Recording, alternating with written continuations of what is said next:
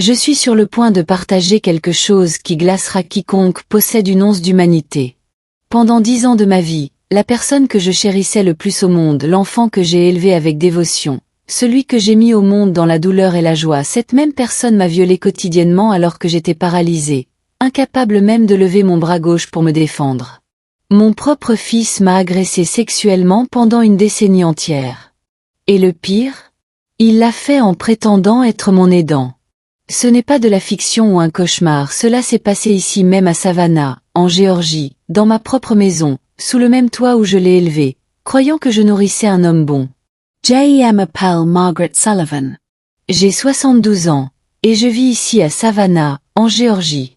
Les gens qui me voient aujourd'hui au marché fermier de Forsyth, vendant des herbes médicinales depuis ma petite boutique remplie de plantes curatives, parlant avec les clients, offrant des conseils sur les thés et les remèdes, ils ne peuvent même pas commencer à imaginer l'enfer que j'ai survécu. Les gens me connaissent comme Miss Maggie des herbes, cette dame qui a toujours un sourire et un mot de réconfort pour ceux qui souffrent. Mais derrière ce sourire se cache une histoire que j'ai gardée enterrée pendant des années jusqu'à ce que je décide que le silence n'était plus une option. Avant de continuer ce récit déchirant, dites-moi dans les commentaires votre nom et d'où vous écoutez. Je veux savoir qui sont ces âmes courageuses qui ont le courage d'entendre la vérité brute de la vie. Parce que cette histoire n'est pas pour les cœurs sensibles. C'est une histoire qui vous affectera de manière que vous ne pourriez jamais attendre. Mais je dois la raconter parce que je sais qu'il y a d'autres femmes qui endurent ce que j'ai enduré. Et peut-être que mon courage leur donnera du courage aussi. Chaque mot que je prononce ici est vrai. Chaque détail s'est réellement produit. Et si vous restez jusqu'à la fin, vous comprendrez pourquoi il m'a fallu si longtemps pour trouver le courage de parler. Ma vie n'a pas toujours été consacrée aux plantes et aux remèdes naturels. Je travaillais dans une usine textile ici à Savannah, cousant toute la journée, gagnant des salaires honnêtes pour élever mon fils seul. L'usine était dans le quartier industriel, un grand bâtiment bruyant où des centaines de femmes passaient leur journée penchées sur des machines à coudre, fabriquant des vêtements que nous ne pourrions jamais nous permettre d'acheter pour nous-mêmes. Le père de Junior m'a abandonné quand il a appris que j'étais enceinte. Il a dit qu'il ne voulait pas la responsabilité, qu'il était trop jeune pour être père. C'était un beau garçon d'une bonne famille qui m'avait rempli la tête de promesses et avait disparu quand les choses sont devenues sérieuses. Je n'avais que 19 ans quand Junior est né, mais j'ai décidé que j'élèverais ce garçon avec amour et lui donnerais tout ce que je n'avais jamais eu dans mon enfance. Ma propre mère était morte quand j'étais petite. Mon père était un homme dur qui ne savait pas montrer d'affection. Je me suis promis que mon fils serait différent, qu'il grandirait en sachant qu'il était aimé, qu'il aurait toutes les opportunités que je n'avais jamais eues.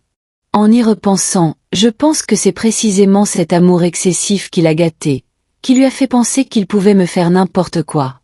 J'ai travaillé comme une esclave pendant plus de 20 ans dans cette usine.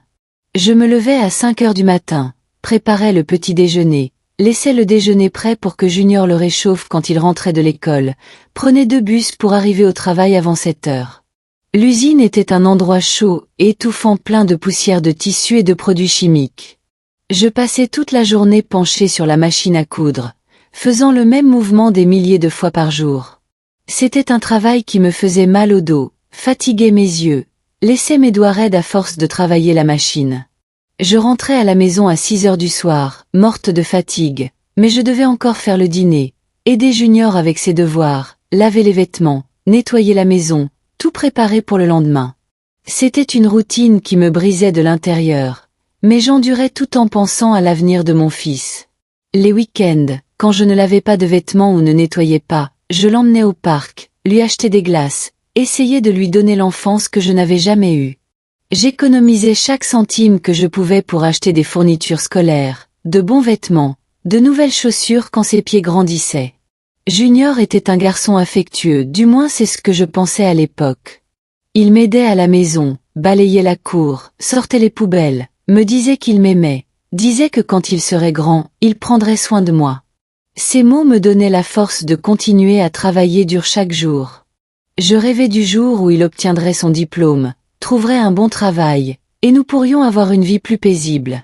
Il ne m'est jamais venu à l'esprit qu'à l'intérieur de ce garçon que j'élevais avec tant de sacrifices, un monstre grandissait, que toute cette affection que je lui donnais était interprétée d'une manière malade. À l'école, Junior était toujours un élève moyen. Il n'était pas parmi les meilleurs, mais il ne causait pas de problème aux enseignants non plus. Il était calme, obéissant, faisait ses devoirs sans se plaindre. J'allais à toutes les réunions parents-professeurs, parlais avec les enseignants, entendais toujours qu'il était un garçon poli et respectueux. Personne ne s'est jamais plaint de lui. Il n'a jamais eu de problème de comportement, donc j'étais tranquille. Je pensais que je l'élevais correctement, que j'étais sur la bonne voie. Quand il a eu 18 ans, j'ai commencé à remarquer d'étranges changements dans son comportement. D'abord, c'étaient les regards. Il me fixait d'une manière différente, surtout quand je changeais de vêtements ou sortais de la douche. C'étaient des regards insistants qui me mettaient mal à l'aise, mais j'essayais de les ignorer. Parfois, j'avais l'impression que quelqu'un me regardait quand j'étais dans la chambre ou la salle de bain, mais quand j'allais vérifier, il était loin en train de regarder la télévision ou sur son téléphone. Je pensais que tout était dans ma tête, que je devenais paranoïaque à force de trop travailler. Il a aussi commencé à devenir plus collant avec moi, plus affectueux d'une manière qui n'était pas normale entre une mère et un fils adulte. Il voulait me serrer dans ses bras tout le temps, me donnait des baisers sur la joue qui duraient plus longtemps que la normale, trouvait toujours des excuses pour s'appuyer contre moi, pour me toucher. Quand j'étais dans la cuisine en train de cuisiner, il venait derrière moi et me serrait dans ses bras, pressant son corps contre le mien d'une manière qui me faisait me sentir étrange. Quand je me plaignais, il riait et disait qu'il était affectueux, qu'il ne pouvait même pas serrer sa propre mère dans ses bras. Une fois, il a dit qu'il voulait me faire un massage parce que j'étais très fatiguée du travail. Je l'ai laissé faire, pensant que c'était l'affection d'un fils, mais son massage était étrange. Ses mains ont commencé sur mes épaules comme elles le devaient, mais ensuite elles sont descendues dans mon dos, sur le côté de mon corps, s'approchant de mes seins. Quand j'ai dit que ce n'était pas bien, il a ri et a dit que j'exagérais, qu'il essayait juste de soulager ma tension, que je voyais le mal là où il n'y en avait pas. Les choses ont progressivement empiré d'une manière si subtile qu'il m'a fallu un certain temps pour comprendre ce qui se passait.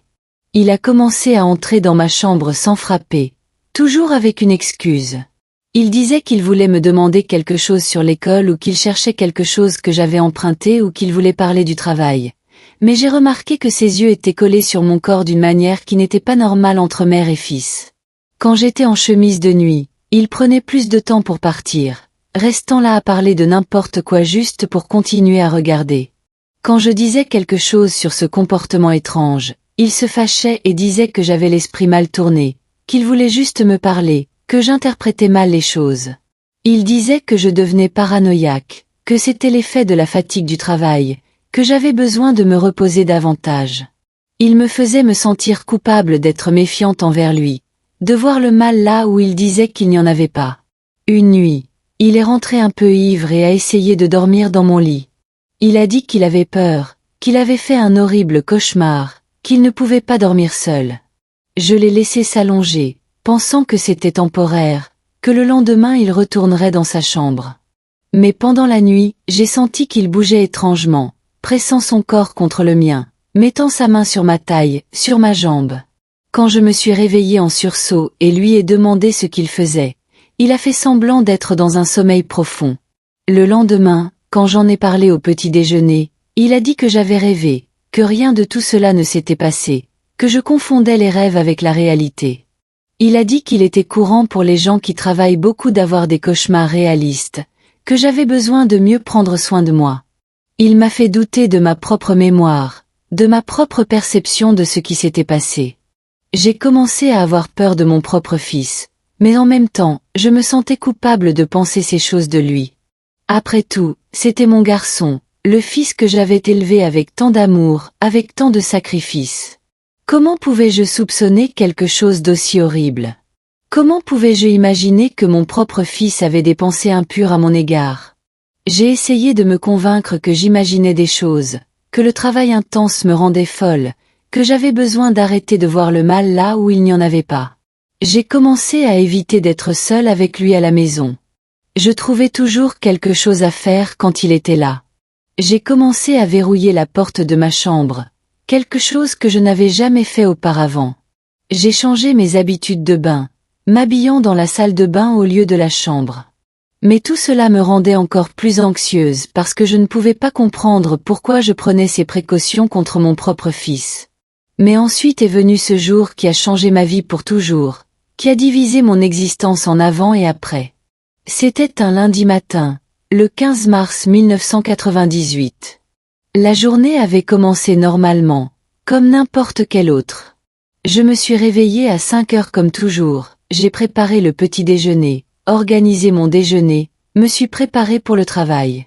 Junior dormait encore quand j'ai quitté la maison. C'était une chaude journée d'été, mais avec une bonne brise qui rendait le matin agréable.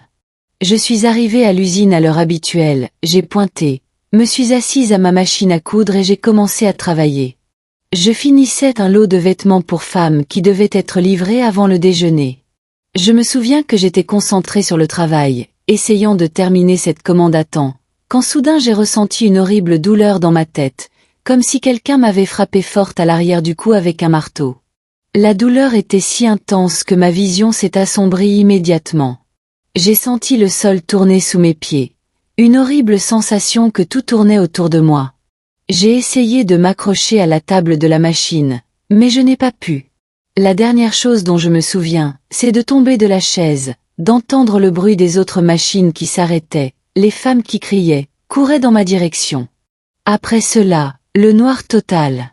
Quand je me suis réveillée, j'étais à l'hôpital avec des machines connectées à moi. Le médecin a expliqué que j'avais subi un AVC, une hémorragie cérébrale. Il a dit que j'étais très jeune pour cela, que cela arrivait normalement aux personnes âgées, mais que le stress du travail et de la vie avait contribué de manière significative. Le côté gauche de mon corps était complètement engourdi. Je ne pouvais pas bouger correctement mon bras ou ma jambe gauche. C'est alors que ma vie s'est transformée en enfer complet. J'avais besoin d'aide pour tout, pour me laver, m'habiller, aller aux toilettes, manger. Junior, qui avait 22 ans à l'époque, s'est proposé pour prendre soin de moi. Il a dit qu'il abandonnerait tout, qu'il consacrerait sa vie à prendre soin de moi parce que j'avais consacré toute ma vie à prendre soin de lui. À l'époque, j'étais émue par un tel dévouement. Les premiers jours à la maison étaient normaux. Il m'aidait avec les soins, m'emmenait aux toilettes, me nourrissait, m'aidait à me laver. Je me sentais reconnaissante d'avoir un fils si attentionné. Mais ensuite les changements ont commencé. D'abord, il a dit qu'il ne pouvait laisser personne d'autre prendre soin de moi parce que lui seul savait comment faire correctement. Il a renvoyé la femme que l'assistante sociale avait arrangée pour m'aider quelques heures par jour. Martha était une dame dans la cinquantaine, très attentionnée, qui venait 3 fois par semaine pour me donner un bain et faire de la thérapie physique de base. Elle avait de l'expérience dans les soins aux personnes ayant subi un AVC, savait comment gérer la paralysie, était douce et respectueuse. Mais Junior a commencé à lui trouver des défauts. Il disait qu'elle était négligente, qu'elle ne faisait pas les choses de la bonne façon, qu'elle me faisait mal pendant les exercices. Il a inventé tellement de plaintes que la pauvre femme a fini par quitter le travail. Après cela, il a commencé à dire que j'avais besoin de bains plus longs, qu'il devait mieux me nettoyer parce que personne d'autre ne le ferait avec le soin nécessaire. Les bains qui duraient 10 minutes avec Martha ont commencé à durer plus d'1 heure avec lui. Il disait qu'une personne paralysée accumule de la saleté dans des endroits que les gens normaux ne peuvent même pas imaginer, que si on ne nettoie pas correctement, cela pourrait causer une infection grave, que je pourrais même mourir si je n'avais pas une hygiène adéquate. Ses mains ont commencé à s'attarder plus longtemps sur certaines parties de mon corps, surtout sur mes seins et ma zone intime, toujours avec ses excuses de nettoyage en profondeur. Quand je me plaignais que ce n'était pas bien, que ça n'avait pas besoin de prendre si longtemps, il disait que c'était comme ça, que les gens qui ne pouvaient pas bouger correctement avaient besoin d'être nettoyés plus soigneusement, que je ne comprenais rien aux soins médicaux. Il disait qu'il avait fait des recherches sur Internet sur l'hygiène pour les personnes alitées, que des sites spécialisés recommandaient un nettoyage méticuleux, que je devrais être reconnaissante qu'il ait la patience de faire cela. J'ai essayé d'argumenter, mais il avait toujours une réponse prête, toujours une justification médicale pour chaque chose dégoûtante qu'il faisait. J'ai commencé à réaliser que quelque chose n'allait vraiment pas quand il a commencé à me toucher d'une manière qui n'avait rien à voir avec le nettoyage. C'étaient des touches persistantes, des touches qui m'affectaient d'une manière qui me laissait avec du dégoût et de la terreur en même temps. Il passait sa main sur mes seins, faisant des mouvements circulaires, disant qu'il vérifiait s'il n'y avait pas de nodules, que les femmes paralysées ont un risque plus élevé de cancer à cause de la mauvaise circulation. Il touchait ma zone intime avec ses doigts, les insérait là où il ne devrait pas, disant toujours qu'il nettoyait les sécrétions, qu'il vérifiait s'il n'y avait pas d'infection. Mais j'étais là, dépendante de lui pour tout, incapable même de sortir du lit seule. Que pouvais-je faire? Mon côté gauche était complètement mort. Je ne pouvais même pas le repousser avec ma main droite parce que je n'avais pas de force. C'était comme être piégé dans mon propre corps, voyant et ressentant tout ce qui m'arrivait, mais incapable de réagir. Le sentiment d'impuissance était désespérant. Cela me laissait en panique. Mais cela ne servait à rien de crier parce qu'il n'y avait personne pour entendre. La situation continuait à empirer d'une manière graduelle qui me faisait me demander si je devenais folle ou si cela se passait vraiment. Il a commencé à contrôler tout dans ma vie, les visites que je pouvais recevoir, les médicaments que je prenais, la nourriture que je mangeais, les programmes que je regardais à la télévision. Il disait que c'était pour mon propre bien, qu'il savait mieux que quiconque ce dont j'avais besoin, qu'en tant qu'aidant principal, il avait la responsabilité de toutes les décisions liées à ma santé et à mon bien-être. Il nous a complètement isolés du monde. Il ne laissait même pas les voisins entrer pour me voir. Quand quelqu'un apparaissait à la porte, il répondait et disait que je dormais ou que j'avais mal ou que le médecin avait recommandé un repos absolu. Il inventait toujours une excuse différente pour éloigner les gens. Avec le temps, tout le monde a arrêté de venir, croyant que j'avais vraiment besoin d'isolement pour récupérer. Et les abus continuaient à augmenter jour après jour jusqu'à ce que cela atteigne le point que vous ne pouvez même pas imaginer ce dont ce monstre était capable. Mais attendez, avant d'aller directement à la fin de cette terrible histoire, je dois commencer au début de ma vie. Parce que sinon, vous ne comprendrez pas comment un fils peut se transformer en monstre comme ça. Comment une personne que vous avez élevée avec tant d'amour peut se transformer en une créature si cruelle. Après que j'ai quitté l'hôpital, complètement dépendante de lui pour tout, c'est là que le vrai cauchemar a commencé. Ce que je pensais être les soins d'un fils dévoué s'est transformé en la chose la plus dégoûtante qu'une mère puisse vivre dans sa vie. C'était comme s'il avait attendu des années pour cette opportunité, comme si ma paralysie était exactement ce qu'il avait voulu. Dans les premières semaines à la maison, quand je m'adaptais encore à la nouvelle réalité de ne pas pouvoir bouger correctement, il a dit qu'il devait m'examiner tous les jours pour voir si je ne développais pas d'escarres à force de rester allongé trop longtemps. Il a dit qu'il avait fait des recherches sur Internet sur les soins aux personnes alitées, et que les gens qui restent au lit longtemps peuvent développer des plaies horribles s'ils ne sont pas bien soignés. Il m'a même montré des photos choquantes d'escarres infectés qu'il avait imprimées.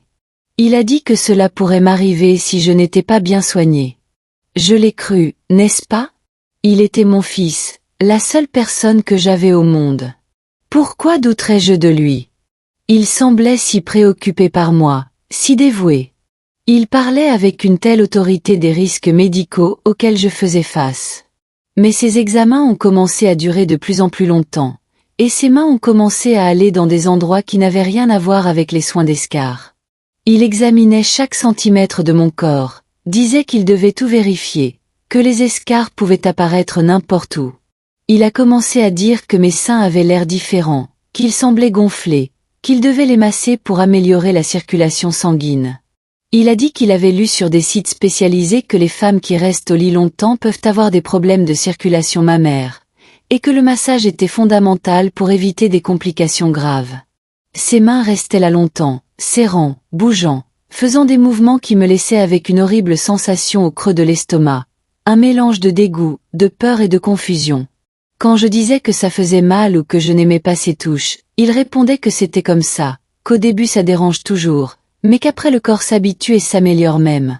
Il disait que je ne pouvais pas être égoïste, qu'il sacrifiait son temps pour prendre soin de moi, que je devais collaborer avec le traitement si je voulais récupérer. Il disait cela avec une conviction qui me faisait douter de mes propres sentiments, me faisait penser que peut-être j'interprétais mal ses touches. Le premier incident réel, celui qui a marqué le début des abus plus graves, s'est produit pendant un bain un jeudi après-midi. Il a dit que j'étais très sale en bas et qu'il devait nettoyer correctement ou bien j'aurais une terrible infection urinaire qui pourrait me tuer. Il a commencé à me toucher d'une manière qui n'avait rien à voir avec le nettoyage, insérant ses doigts là où il ne devrait pas, disant qu'il enlevait la saleté accumulée que je ne pouvais pas enlever moi-même à cause de la paralysie. J'ai essayé de fermer mes jambes, j'ai utilisé toute la force que j'avais du côté droit de mon corps pour essayer de me protéger. Mais il a tenu fermement et a parlé avec cette voix faussement affectueuse. « Maman, détends-toi. Je suis ton fils. Il n'y a rien de mal à ça.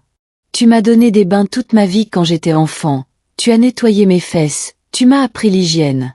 Maintenant c'est mon tour de prendre soin de toi. » La comparaison était absurde, dégoûtante.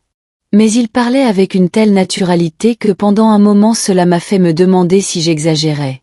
À partir de là, les bains se sont transformés en véritables tortures, des séances d'horreur que je savais qui allaient se produire tous les jours et que je ne pouvais pas éviter.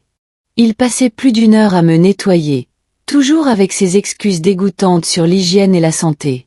Il disait qu'une femme paralysée a besoin de soins spéciaux, que je ne comprenais rien à la médecine, qu'il avait tout recherché sur Internet et savait exactement ce qu'il faisait. Et j'étais là, incapable de bouger correctement, dépendant de lui pour tout, sans moyen de résister ou de m'échapper.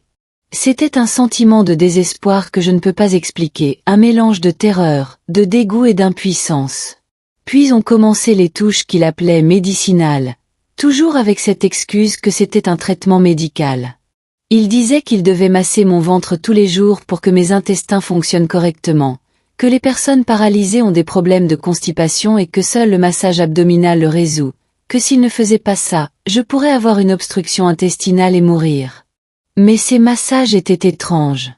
Ils commençaient sur le ventre mais continuaient à descendre jusqu'à atteindre des endroits qui n'avaient rien à voir avec les intestins. Quand je me plaignais, il se fâchait et criait « Maman, tu veux aller mieux ou pas ? Tu veux mourir d'infection ? Je suis là en train d'essayer de te sauver et tu continues à te plaindre. » La manipulation psychologique était le pire de tout, pire même que l'abus physique. Il répétait les mêmes phrases tous les jours comme un mantra qui me brisait de l'intérieur. « Maman, tu dépends de moi pour tout. Si je ne suis pas là, qui prendra soin de toi ? Qui te nourrira ? T'emmènera aux toilettes ? Te donnera des médicaments ? Qui aura de la patience avec une paralytique comme toi ? » Il disait cela pendant qu'il me touchait de manière inappropriée, comme si c'était la chose la plus normale au monde, comme si je devais être reconnaissante qu'il soit là, qu'il se sacrifie pour moi. Il disait que j'étais un fardeau pour n'importe qui d'autre, que lui seul avait la patience de prendre soin de quelqu'un comme moi, que s'il m'abandonnait, je pourrirais dans une horrible maison de retraite où personne ne se soucierait de moi. Il peignait une image si terrible de ma situation que j'étais terrifiée rien qu'à penser à la possibilité d'être sans lui, même en sachant que ce qu'il me faisait était mal. C'était un cycle malade de dépendance et de peur. Quand j'essayais de résister davantage, de me plaindre plus fort, ou d'essayer de le pousser avec la main qui fonctionnait encore, il commençait avec des menaces subtiles mais très efficaces. Il parlait avec cette voix calme et contrôlée. « Maman, qui va croire une paralytique contre moi ? Tout le monde ici dans le quartier, dans toute la ville, me connaît comme le fils dévoué qui a tout abandonné pour prendre soin de sa mère malade. Si tu commences à inventer des mensonges sur moi, ils penseront que tu es devenue folle à cause de l'AVC, que tu as des délires. » Ces mots me coupaient comme un couteau parce que je savais qu'il avait raison. Qui me croirait contre lui ? Il a commencé à contrôler absolument tout dans ma vie, chaque détail de ma routine.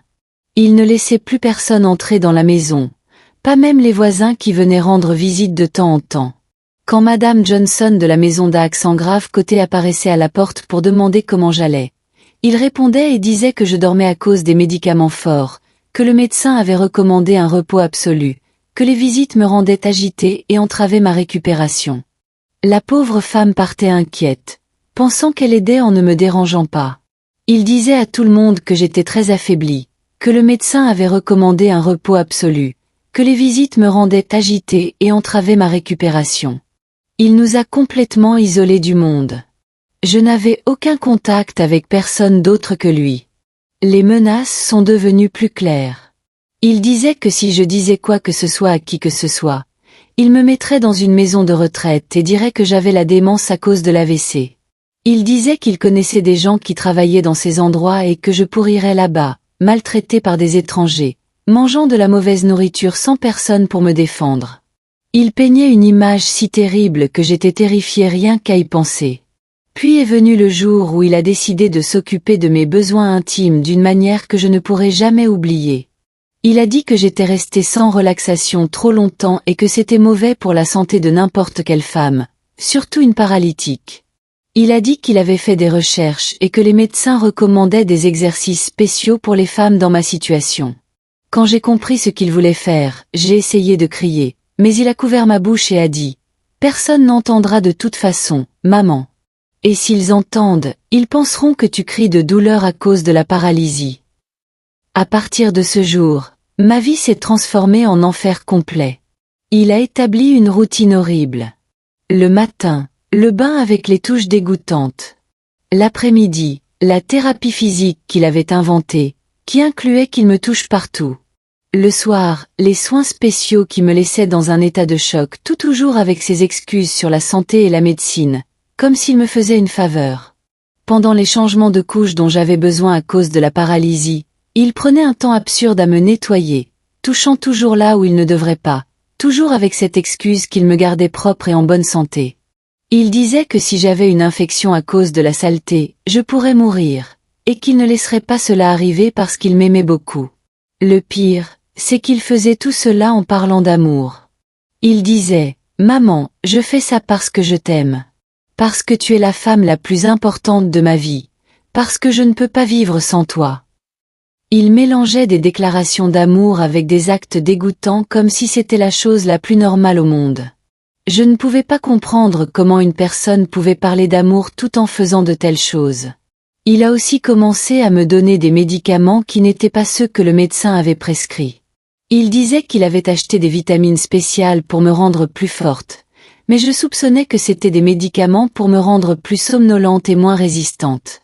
Après avoir pris ces vitamines, je devenais plus molle, plus confuse, sans même la force de crier correctement quand il abusait de moi.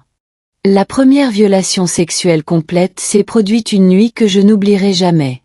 Il est venu dans ma chambre après minuit, ivre, pleurant, disant qu'il souffrait beaucoup de ne pas avoir de petite amie, qu'aucune femme ne voulait être avec lui parce qu'il consacrait tout son temps à prendre soin de moi.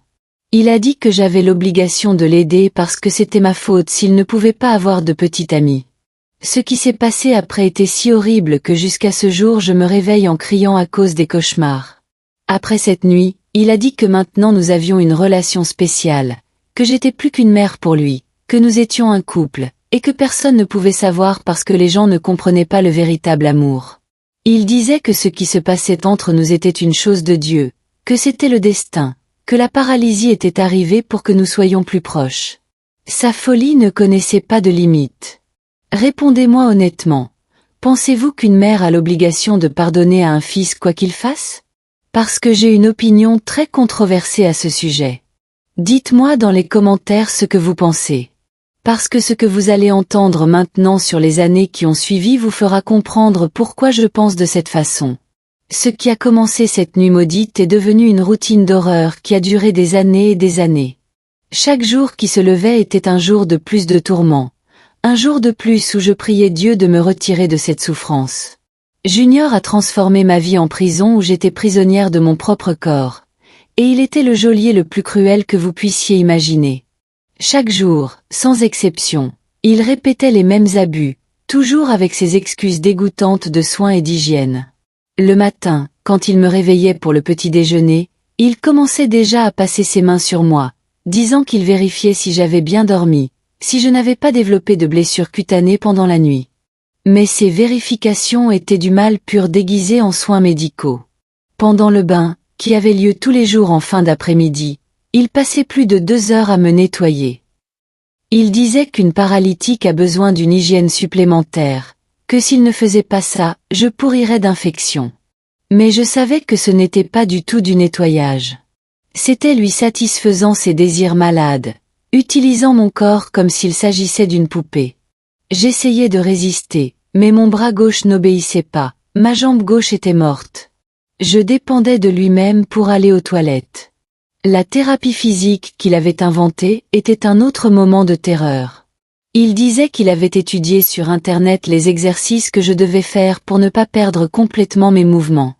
Mais ces exercices incluaient qu'il me touche partout, me forçant à faire des mouvements qui n'avaient rien à voir avec la récupération d'un AVC.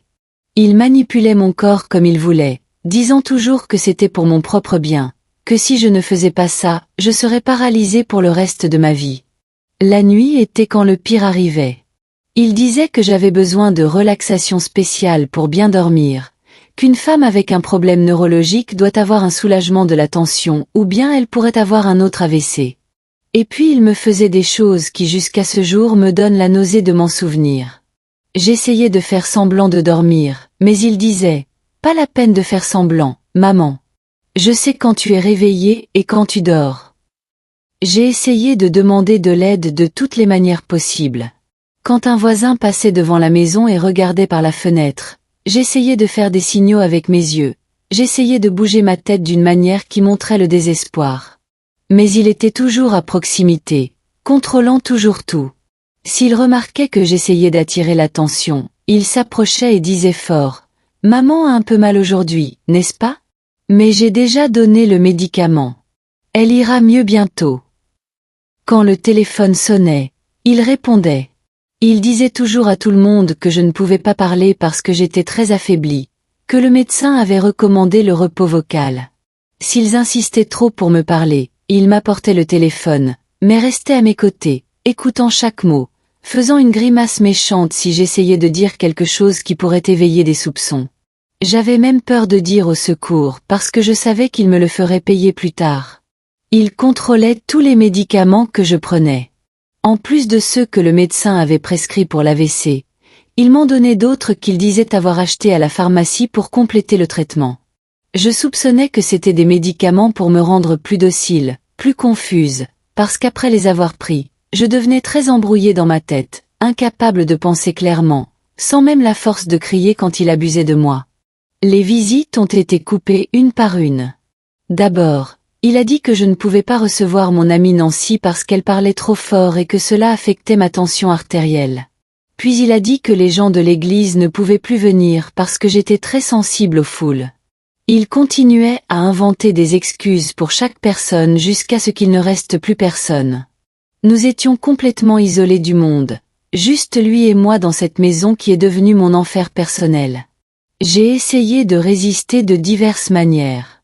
Parfois je faisais semblant d'avoir très mal pour voir s'il s'arrêterait. Mais il disait que la douleur était normale chez quelqu'un qui avait eu un AVC et que ce qu'il faisait aiderait à l'améliorer.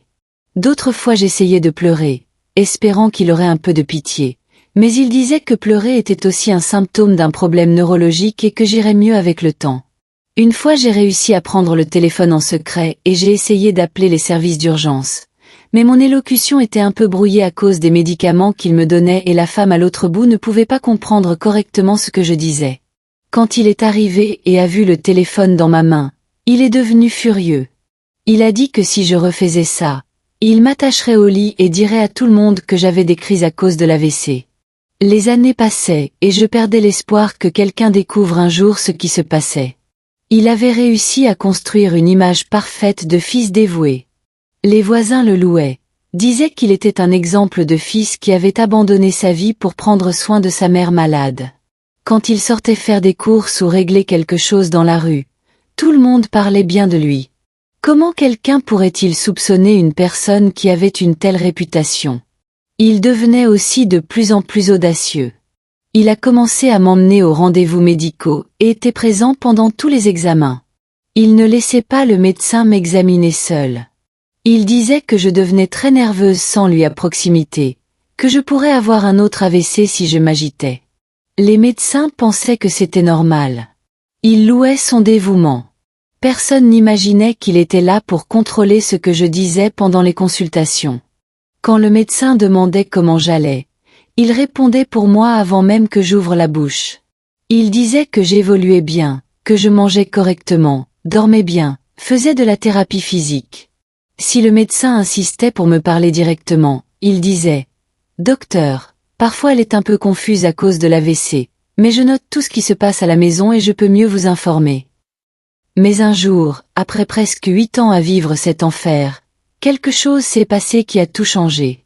La voisine d'Axe en grave côté, Madame Johnson, était à la maison malade au repos. Et donc, elle a passé toute la journée à la maison à un moment où elle serait normalement au travail. Ce jour-là même, je n'en pouvais plus et j'ai commencé à crier de désespoir pendant qu'il abusait de moi. J'ai crié avec une force que je ne savais pas que j'avais. J'ai crié à l'aide jusqu'à ce que ma voix disparaisse. Madame Johnson a entendu les cris à travers le mur mince qui séparait les deux maisons. Elle a dit plus tard qu'elle n'avait jamais entendu un cri de désespoir comme ça, que cela ressemblait à quelqu'un qu'on torturait. Elle s'est inquiétée et est venue frapper à la porte pour voir si tout allait bien. Junior a répondu à la porte tout calme. Il a dit que j'avais eu une crise de douleur à cause de la paralysie, qu'il m'avait déjà donné des médicaments, et que j'allais déjà mieux. Mais Madame Johnson n'était pas convaincue. Elle a insisté pour me voir. Elle a dit qu'elle voulait être sûre que j'allais bien. Il a essayé de l'empêcher, mais elle a poussé la porte et est entrée. Elle m'a trouvé au lit tout en sueur avec des marques de main sur mon cou, les yeux rouges d'avoir tant pleuré. Elle a immédiatement réalisé que quelque chose n'allait vraiment pas, surtout parce que j'avais un regard désespéré, essayant de dire quelque chose qu'elle ne pouvait pas comprendre. Madame Johnson a dit qu'elle allait appeler les services d'urgence, que je devais aller à l'hôpital. Il a essayé de la convaincre que ce n'était pas nécessaire, que c'était juste une crise normale, que je devenais toujours comme ça quand j'avais mal, mais elle ne l'a pas écouté et a appelé le 911 quand même. Pendant que nous attendions l'ambulance, elle est restée là à mes côtés, tenant ma main, et j'essayais de dire au secours, avec mes yeux parce que ma voix ne sortait pas. À l'hôpital, le médecin qui m'a traité a trouvé quelque chose d'étrange. Il a dit que j'avais des signes de stress très élevés pour une personne qui était censée être bien soignée à la maison. Il a demandé si je ressentais une douleur différente, si quelque chose se passait à la maison qui pourrait me rendre agitée. Junior, comme toujours, a répondu pour moi. Il a dit que c'était normal pour quelqu'un avec un problème neurologique, mais le médecin a insisté pour m'examiner seul.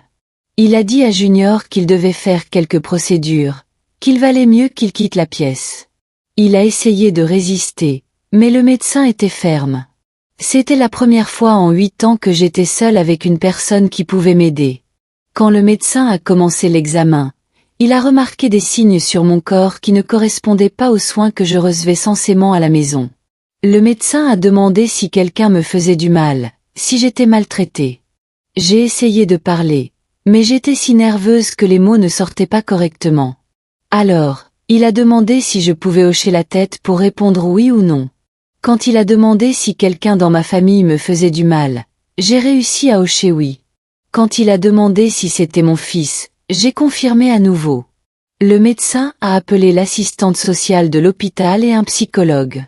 Ils sont venus me parler et ont progressivement réussi à comprendre ce qui se passait. J'ai tout raconté ce que je pouvais, même avec mon élocution un peu brouillée, même en tremblant de peur. Je leur ai parlé des abus, des attouchements, des menaces. Ils étaient horrifiés, mais m'ont cru. Quand ils sont allés confronter Junior, il a tout nié avec la plus grande froideur du monde. Il a dit que j'avais des délires à cause de l'AVC, qu'il était courant pour les personnes ayant des problèmes neurologiques d'inventer des choses, qu'il était un fils dévoué, et que ces accusations étaient absurdes. Il a dit que j'étais ingrate après tout ce qu'il avait fait pour moi, qu'il avait sacrifié sa vie pour prendre soin de moi. Il était si convaincant que pendant un moment j'ai pensé que les gens le croiraient. Il parlait avec une telle assurance, une telle tranquillité que cela m'a presque fait douter de ma propre version. Mais l'assistante sociale a dit qu'il ferait d'autres examens sur moi, des examens plus détaillés, et que s'ils découvraient un signe d'abus, ils appelleraient la police immédiatement. Je sais que cette histoire est lourde, mais je parie que beaucoup d'entre vous n'auront pas le courage d'appuyer sur le bouton j'aime de cette vidéo. Allez-y, prouvez-moi le contraire. Appuyez sur ce j'aime. Voyons si vous avez vraiment du courage parce que ce que vous allez découvrir maintenant sur ce qui s'est passé après ces examens vous choquera encore plus que tout ce que je vous ai raconté jusqu'à présent. Les examens qu'ils ont faits sur moi à l'hôpital ont confirmé tout ce que j'avais dit.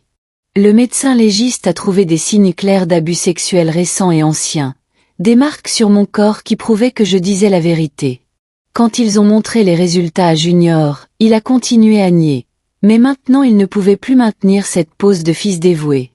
Le masque était tombé et tout le monde pouvait voir le monstre qu'il était vraiment. La police a été appelée et il a été arrêté sur place. Ils l'ont emmené menotté de l'hôpital pendant qu'il criait que j'étais folle, que j'inventais tout à cause de l'AVC, qu'il allait poursuivre tout le monde pour diffamation. Mais cela ne servait plus à rien de crier. Les preuves étaient là sur mon corps, marquées par des années d'abus, et personne ne pouvait nier la réalité. Je suis restée à l'hôpital pendant presque 2 semaines pendant qu'ils décidaient quoi faire de moi. Il n'y avait personne de la famille proche pour prendre soin de moi, et j'étais terrifiée à l'idée de devoir aller dans une maison de retraite ou un endroit où je ne connaissais personne. Mais alors un miracle s'est produit que je n'oublierai jamais. Ma cousine Sarah est apparue. Une cousine éloignée de mon père dont je ne me souvenais même plus qu'elle existait. Sarah avait entendu parler de l'affaire par une amie qui travaillait à l'hôpital. Elle est venue me voir et a dit que même si nous ne nous étions pas parlé depuis plus de 20 ans, elle ne pouvait pas laisser une parente traverser une situation comme ça seule. Elle a dit qu'elle avait une maison avec une chambre au rez-de-chaussée, qu'elle pouvait prendre soin de moi, qu'elle ne me laisserait pas sans aide. Quand j'ai entendu ces mots, j'ai pleuré pour la première fois de soulagement après des années à pleurer seulement de désespoir.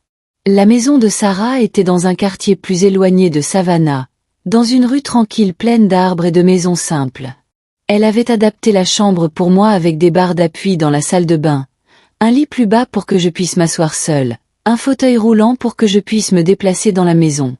Pour la première fois en 8 ans, j'étais dans un endroit où je pouvais être sûre que personne ne me ferait de mal. Les premiers jours chez Sarah étaient étranges. J'avais tellement peur que tout bruit me faisait sursauter de frayeur. Quand elle s'approchait pour m'aider avec quelque chose, je me recroquevillais automatiquement, m'attendant à être attaquée. Mon corps avait gravé la peur d'une manière que même ceux qui voulaient m'aider me faisaient peur. Elle a eu la patience d'un ange avec moi. Elle parlait doucement, bougeait lentement, avertissant toujours avant de me toucher. La première chose que Sarah a faite a été de m'emmener chez une physiothérapeute nommée Mélissa, qui avait un cabinet à proximité. Mélissa était une femme dans la quarantaine, cheveux courts, manière ferme mais attentionnée. Quand Sarah lui a expliqué ce qui m'était arrivé, j'ai vu qu'elle est devenue indignée. Elle a dit qu'elle ferait tout pour m'aider à récupérer mes mouvements, que je méritais de retrouver mon indépendance. Les premières séances de physiothérapie étaient difficiles. Mon corps était trop tendu, verrouillé par la peur et le traumatisme. Mélissa a expliqué que c'était normal, que les personnes qui ont subi des abus physiques ont généralement un corps très contracté, comme s'ils se défendaient toujours contre une attaque. Elle a commencé lentement, juste avec des exercices de respiration et de relaxation, m'apprenant à faire confiance à mon propre corps à nouveau. Mais Mélissa n'était pas seulement une physiothérapeute. Elle est devenue ma confidente, mon amie, ma thérapeute improvisée. Pendant les séances, elle me laissait parler de tout ce qui s'était passé, m'écoutait sans juger, m'aidait à comprendre qu'aucune de tout cela n'était de ma faute. Elle disait que l'AVC n'était pas une punition de Dieu, que je ne méritais pas d'avoir traversé cette souffrance, que j'étais une survivante, pas une victime. Après environ 3 mois de physiothérapie, quelque chose s'est passé qui m'a choquée. Pendant un exercice, essayant d'atteindre un objet que Mélissa avait placé sur la table, ma main gauche a bougé toute seule pour la première fois depuis l'AVC. C'était juste un petit mouvement, les doigts se fermant un peu, mais j'ai commencé à pleurer d'émotion. Mélissa a aussi pleuré avec moi et a dit « Tu vois, Margaret, ton corps revient à la vie. » À partir de ce jour, les exercices sont devenus plus intenses.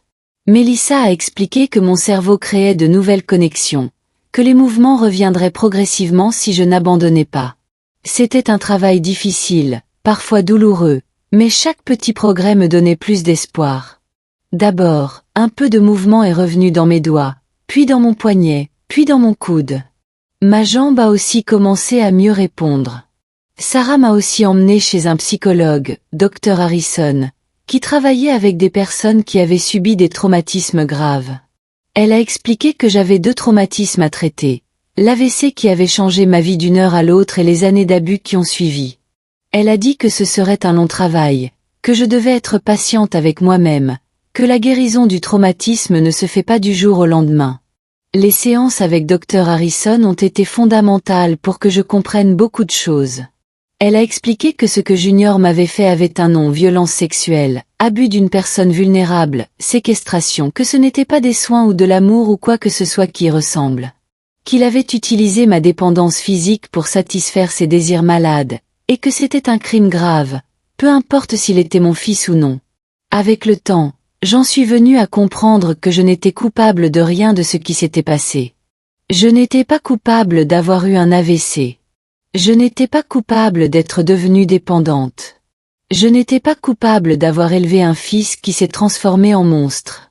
Dr Harrison m'a appris que les victimes d'abus se sentent toujours coupables, mais que cette culpabilité n'est pas réelle. C'est juste une façon que l'esprit trouve pour essayer de comprendre une situation qui n'a pas de sens. Quelques mois après avoir commencé le traitement, le jour le plus excitant de ma récupération s'est produit. Mélissa a dit qu'elle allait essayer de me faire marcher seule, juste avec le soutien d'une canne.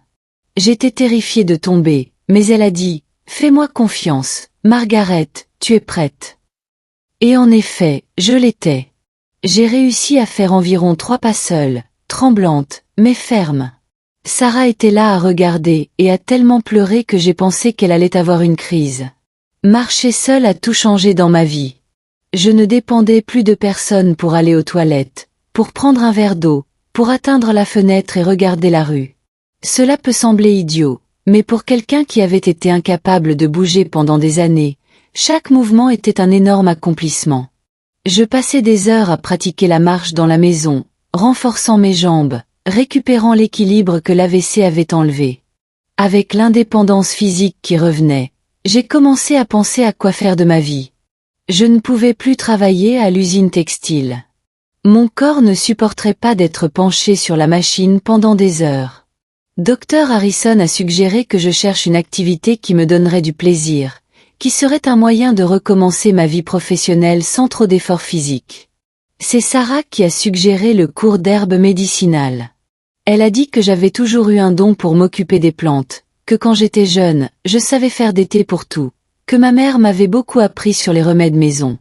Elle a dit qu'il y avait une dame dans le quartier qui donnait un cours de base sur les plantes médicinales, que je pourrais en apprendre plus à ce sujet et peut-être même travailler avec ça à l'avenir. Le cours a été une merveilleuse découverte. J'ai appris sur des dizaines de plantes, leurs effets, comment préparer des thés, des pommades maison, des sirops. La professeure, mademoiselle Carmen, a dit que j'avais un don pour traiter avec les plantes, que ma main était bonne pour faire des remèdes. C'était la première fois depuis longtemps que quelqu'un louait une de mes capacités, qui me faisait me sentir utile à nouveau. Pendant que je récupérais et reconstruisais ma vie, l'affaire contre Junior progressait devant le tribunal. Il a été condamné à 12 ans de prison pour viol d'une personne vulnérable, séquestration et maltraitance. J'ai pensé qu'enfin justice avait été rendue, qu'il paierait pour tout ce qu'il m'avait fait pendant tant d'années. Mais ce que je n'imaginais pas, c'est que le système pénitentiaire américain est une plaisanterie. Maintenant vient la partie où beaucoup de gens me jugeront. Quand j'ai découvert qu'il avait été libéré de prison pour bonne conduite après seulement 3 ans, j'ai fait un choix. Pensez-vous que j'ai eu tort de ne pas l'avoir signalé à nouveau quand il a essayé de me contacter? Que auriez-vous fait à ma place? Parce que ce qui s'est passé après cela vous montrera que parfois la vie fait justice d'une manière que nous n'attendons même pas. 3 ans après sa libération, j'étais complètement rétablie et je poursuivais ma vie. J'avais installé un petit magasin de produits naturels dans un espace commercial près de Forsyth Park, en plein centre de Savannah. Je vendais des herbes médicinales, des thés, des pommades maison, des sirops que je préparais moi-même. L'entreprise a tellement grandi que je ne pouvais pas la gérer seule. J'ai dû embaucher Sylvia, une jeune femme qui m'aidait avec les ventes et aimait apprendre sur les plantes médicinales. Mon magasin est devenu connu dans toute la ville. Les gens venaient chercher des remèdes pour tout: maux de tête, insomnie, problèmes d'estomac, dépression, anxiété. Je guidais tout le monde sur la façon d'utiliser les bonnes plantes, leur enseignais comment faire des thés à la maison, donnais des conseils sur la santé naturelle basés sur des décennies d'expérience et d'études. J'étais devenue une référence sur le sujet. Je gagnais mon argent honnêtement. J'étais à nouveau indépendante après tant de souffrances. La routine du magasin était un plaisir. Je me réveillais tôt, prenais mon café avec Sarah, marchait les 4 pâtés de maison jusqu'au centre, ouvrait le magasin à 8 heures du matin, organisait les herbes séchées dans les bocaux, préparait les pommades du jour, m'occupait de mes clients réguliers qui venaient déjà me parler de la vie en plus des remèdes. C'était une vie simple, mais pleine de but et de sens. Sarah continuait à vivre avec moi, mais maintenant nous étions plus comme des sœurs qu'une cousine prenant soin d'une cousine malade. Elle m'aidait au magasin les week-ends, s'occupait de la maison pendant que je travaillais. Elle était ma compagne de vie, ma confidente, mon amie la plus proche. Nous avions construit une bonne routine, paisible et pleine d'affection vraie. Pour la première fois depuis des décennies, j'étais vraiment heureuse. J'avais même trouvé un petit ami, Monsieur Anthony, un veuf de 68 ans qui fréquentait mon magasin pour acheter du thé à la mélisse pour ses nerfs après la mort de sa femme. Il connaissait toute mon histoire, respectait mon passé, me traitait avec une attention que je pensais ne plus jamais ressentir dans ma vie. Nous ne vivions pas ensemble, mais nous nous voyions presque tous les jours. Nous allions au cinéma, faisions des promenades dans le parc, vivions une belle romance de personnes mûres qui savent valoriser la bonne compagnie. Anthony était tout ce que Junior n'a jamais été, respectueux, attentionné, protecteur sans être contrôlant. Il m'apportait des fleurs tous les vendredis, m'aidait à porter les boîtes lourdes du magasin, attendait que je ferme pour que nous puissions aller dîner ensemble dans un restaurant simple à proximité. Notre relation était basée sur le respect mutuel, la confiance, l'affection vraie. C'est ainsi que l'amour devrait être. C'était 20 ans de paix complète, de reconstruction, de bonheur que je n'avais jamais pensé possible. J'avais réussi à transformer la douleur en but, aidant d'autres personnes à travers les plantes médicinales. J'ai reçu plusieurs invitations pour donner des conférences sur le dépassement, sur l'entrepreneuriat au 3e âge, sur la façon de recommencer après 50 ans. Je suis devenue un exemple dans la ville, la femme qui savait comment renverser la situation après avoir traversé l'enfer. Mon magasin a prospéré d'une manière que je ne pouvais pas croire. J'ai commencé à vendre à un petit comptoir de 3 pieds et j'ai fini par occuper toute la pièce avec des étagères du sol au plafond pleines de bocaux avec des herbes, un réfrigérateur avec des pommades maison, une grande table où je m'occupais des personnes qui venaient chercher des conseils plus détaillés. J'avais des clients qui venaient d'autres villes juste pour acheter mes produits. Pendant ces 20 ans, j'ai aussi créé un groupe de soutien informel pour les femmes qui avaient subi de la violence domestique.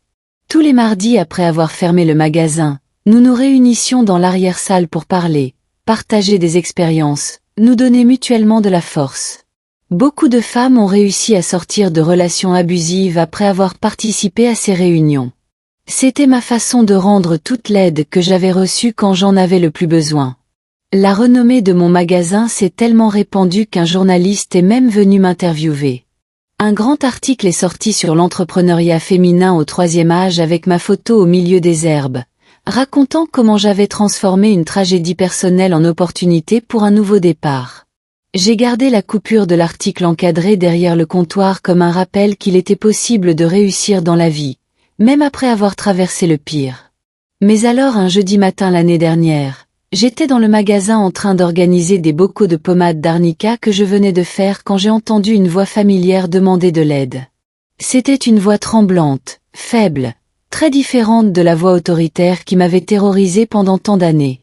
Quand je me suis retournée pour voir qui c'était, j'ai failli tomber à la renverse de frayeur. C'était Junior, mais pas l'homme fort et dominateur qui m'avait violée pendant une décennie. Là, à la porte de mon magasin, se trouvait un homme brisé, maigre avec une peau jaunâtre, marchant avec beaucoup de difficulté, s'appuyant sur une canne. Ses cheveux étaient grisonnants et fins, ses yeux enfoncés, ses vêtements trop amples sur le corps qui avait fondu. Il semblait avoir vieilli de 20 ans au cours des 10 dernières années. Il aurait été presque méconnaissable si ce n'était cette voix qui me donnait encore des frissons. Il m'a vu et a commencé à pleurer de cette manière pathétique que les hommes lâches pleurent quand ils ont besoin de quelque chose. Il a parlé d'une voix étouffée. « Maman, je suis très malade. J'ai besoin de ton aide. Le médecin a dit que j'ai la sclérose en plaques, que je vais devenir paralysée si je n'ai pas de soins spéciaux. S'il te plaît, ne m'abandonne pas. » Il se tenait là à la porte de mon magasin, tremblant, espérant que j'aurais pitié de lui comme une mère stupide qui pardonne tout. J'ai regardé cet homme qui avait détruit tant d'années de ma vie et j'ai ressenti un calme étrange. Je ne ressentais pas de colère. Je ne ressentais pas de peur. Je ne ressentais pas de pitié. Je ressentais une tranquillité glaciale que je n'avais jamais ressentie auparavant. Il était là, mon bourreau, dans la même situation où j'avais été un jour, dépendant, vulnérable, ayant besoin de soins, suppliant de l'aide de quelqu'un qui l'avait blessé sans pitié ni compassion. Il a continué à parler, essayant de m'émouvoir. « Maman, je sais que j'ai fait de mauvaises choses dans le passé. Je sais que je t'ai blessé, mais maintenant j'ai besoin de toi. Je n'ai personne d'autre au monde. Tu es ma seule famille. Je vis dans une petite chambre de pension. Je ne peux plus travailler. Je peux à peine prendre soin de moi. S'il te plaît, pardonne-moi et aide-moi. » Il utilisait la même manipulation émotionnelle qu'avant, mais maintenant il n'avait aucun pouvoir sur moi. Sylvia, qui organisait des herbes sur une étagère, a réalisé que quelque chose se passait et s'est approchée. Je lui ai chuchoté, « Tu peux aller déjeuner. Je vais régler ça ici. » Elle est partie discrètement, nous laissant seuls. Je ne voulais pas de témoin pour la conversation que j'allais avoir avec cet homme qui était autrefois mon fils. J'ai écouté tout ce qu'il avait à dire sans l'interrompre, observant chaque détail de ce corps qui était autrefois fort et était maintenant affaibli. Il m'a dit que la sclérose en plaques avait commencé il y a environ 5 ans. Qu'au début c'était juste un engourdissement dans les jambes, mais que cela s'était aggravé jusqu'à ce qu'il perde une partie de ses mouvements. Que ses mains étaient aussi compromises. Qu'il avait du mal à tenir des objets, à s'équilibrer, à marcher sur de longues distances. Il m'a dit qu'il avait été licencié de son travail dans la construction parce qu'il ne pouvait plus porter de poids. Que l'argent de la pension d'invalidité couvrait à peine la chambre où il vivait et la nourriture. Qu'il ne pouvait plus prendre un bain correctement par lui-même. Que parfois il passait des jours sans pouvoir prendre un repas décent. Qu'il avait peur de tomber et de n'avoir personne pour l'aider. Quand il a fini de parler, j'ai pris une profonde respiration et j'ai dit avec la voix la plus ferme que je pouvais. « Maintenant tu sais ce que c'est que d'être dépendant de quelqu'un, n'est-ce pas? Tu sais ce que c'est de ne pas pouvoir te défendre, de devoir faire confiance que la personne qui prend soin de toi ne te fera pas de mal, ne profitera pas de ta faiblesse. » J'ai vu son visage changer de couleur quand il a compris où je voulais en venir avec ces mots. J'ai continué à parler avec une tranquillité qui m'a surprise. « Tu te souviens de ce que tu m'as fait pendant 10 ans pendant que j'étais paralysée? Tu te souviens comment tu abusais de moi tous les jours? Comment tu me menaçais? Comment tu as transformé ma vie en enfer? Tu te souviens que je t'ai supplié d'arrêter et tu as dit que je devais être reconnaissante parce que tu prenais soin de moi? » Il a essayé de m'interrompre, mais j'ai levé la main et ne l'ai pas laissé faire. C'était mon tour de parler. Il devait écouter après tant d'années à me faire taire. Pendant des années, je t'ai supplié d'avoir un peu de respect, un peu d'humanité avec moi. Tu disais que je dépendais de toi, que personne d'autre ne prendrait soin de moi, que je devais tout accepter en silence parce que c'était une faveur que tu me faisais. Maintenant c'est toi qui es dépendant. C'est toi qui as besoin de soins. J'ai vu qu'il devenait désespéré, réalisant que je n'allais pas céder au chantage émotionnel comme il s'y attendait. Il a essayé de changer de stratégie. Maman, j'étais jeune. Jayata is immature. Je ne savais pas ce que je faisais. Maintenant je comprends que j'avais tort, que je t'ai blessé. Je regrette tout. Je le jure devant Dieu, je regrette. Mais j'avais déjà entendu ce discours au moment du procès. Tu regrettes parce que tu as besoin de moi maintenant, pas parce que tu as compris le mal que tu m'as fait. Si tu étais en bonne santé avec de l'argent, indépendant, tu ne serais jamais apparu ici en demandant pardon. Ton regret est intéressé, pas un vrai remords. J'ai dit cela en le regardant droit dans les yeux sans détourner le regard ne serait-ce qu'une seconde. Il a essayé la dernière carte, la plus dégoûtante de toutes. Maman, je sais que tu es une bonne personne, une personne de foi, une personne qui pardonne. Tu as toujours été comme ça. Tu as toujours eu un grand cœur. Tu ne vas pas laisser ton propre fils mourir d'abandon, n'est-ce pas? Qu'est-ce que les gens penseront s'ils savent que tu m'as refusé de l'aide? Alors j'ai ri. Ri d'une manière qui m'a même fait sursauter. Mon fils est mort il y a longtemps. Ce qui est devant moi n'est qu'un étranger qui m'a fait beaucoup de mal autrefois. Beaucoup de mal en effet. Et tu sais ce que les gens pensent de moi aujourd'hui? Ils pensent que je suis une femme courageuse qui a su surmonter un horrible traumatisme, qui a construit une nouvelle vie après 50 ans. C'est ce qui compte. Maintenant tu vas quitter mon magasin et ne jamais revenir. Tu vas chercher une maison de retraite publique, une institution de charité, quelqu'un qui est payé par le gouvernement pour prendre soin de toi. Parce que les soins gratuits, les soins d'amour, les soins de famille, tu as perdu le droit à ça quand tu as décidé de me transformer en objet sexuel pendant une décennie entière. Il a quitté le magasin en titubant, pleurant bruyamment, mais je n'ai pas ressenti même un peu de pitié. Après son départ, j'ai verrouillé la porte du magasin, j'ai tourné le petit panneau sur fermé, et je me suis assise sur la chaise derrière le comptoir. J'ai beaucoup pleuré, mais ce n'était pas un pleur de tristesse. C'était un pleur de libération totale. C'était comme si un énorme poids avait été enlevé de mes épaules d'un seul coup. Enfin, j'avais réussi à regarder mon agresseur dans les yeux et à dire non. J'avais réussi à avoir le pouvoir qu'il m'avait enlevé pendant tant d'années de terreur. J'ai découvert plus tard par des connaissances qui travaillaient dans les services sociaux qu'il avait fini interné dans une maison de retraite publique. Une de celles que le gouvernement maintient pour les personnes qui n'ont ni famille ni argent. Je sais que sa vie là-bas n'est pas facile, qu'il dépend de la bonne volonté du personnel surmené pour tout, que parfois il passe des heures à attendre d'être soigné. Qu'il mange de la mauvaise nourriture. Qu'il dort dans une chambre collective avec d'autres malades. C'est exactement le traitement qu'il méritait. Aujourd'hui, à 72 ans, je peux dire avec toute certitude que je suis une femme complète et épanouie. J'ai mon magasin qui fonctionne très bien et me donne l'indépendance financière. J'ai Sarah qui est ma famille de cœur.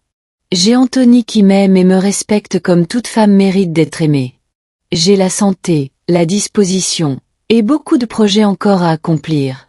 J'ai créé un groupe de soutien informel pour les femmes handicapées qui a déjà aidé des dizaines de personnes à signaler des abus, à sortir de relations toxiques et à reconstruire leur vie avec dignité.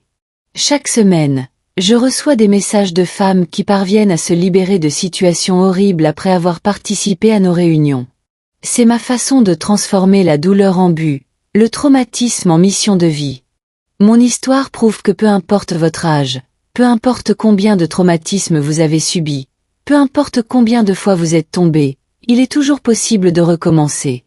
L'important est de ne jamais abandonner, de chercher de l'aide quand vous en avez besoin, de croire que vous méritez de bonnes choses dans la vie. Que vous méritez le respect, l'attention, la dignité, et surtout, ne jamais laisser ceux qui vous ont fait du mal continuer à avoir du pouvoir sur vous. Josways Margaret Sullivan. J'ai 72 ans.